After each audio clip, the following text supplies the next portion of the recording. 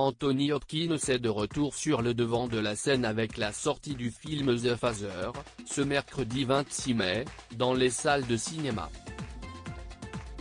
Le premier film du réalisateur français, Florian Zeller, a permis à l'acteur britannique de décrocher le deuxième Oscar de sa carrière cette année. Dans The Father, Anthony Hopkins interprète un retraité atteint de la maladie d'Alzheimer. Un rôle pour lequel Florian Zeller a souhaité qu'il se confronte à sa propre mortalité. Ça a été facile pour moi vu que j'ai 83 ans, a-t-il plaisanté dans les colonnes du Parisien. La mort ne semble donc pas effrayer l'acteur qui s'estime aujourd'hui chanceux de la vie qu'il a menée. Je sais où je vais, j'ai vécu si longtemps, je sais que la vie est fragile, j'ai beaucoup profité de la mienne, et je m'estime heureux d'être encore vivant. Donc, pas de difficulté pour moi de me confronter à la mort à travers un rôle.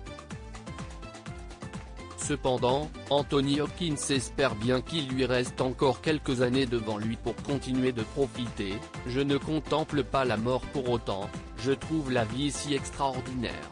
Anthony Hopkins a encore de nombreux projets, d'autant que l'octogénaire a encore de nombreux projets. Je vais tourner dans 3 films, mais je n'ai pas le droit de vous en parler, a-t-il indiqué.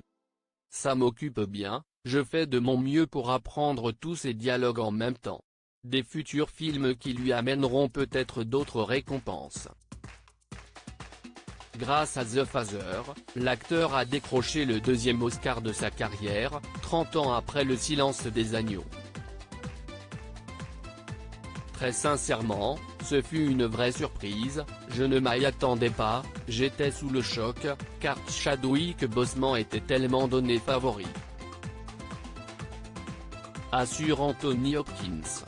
Ce dernier, qui se trouvait au Royaume-Uni, n'a d'ailleurs même pas suivi la cérémonie. Avec le décalage horaire, je dormais. Si estime mon agent qui m'a réveillé pour me dire que j'avais reçu l'Oscar.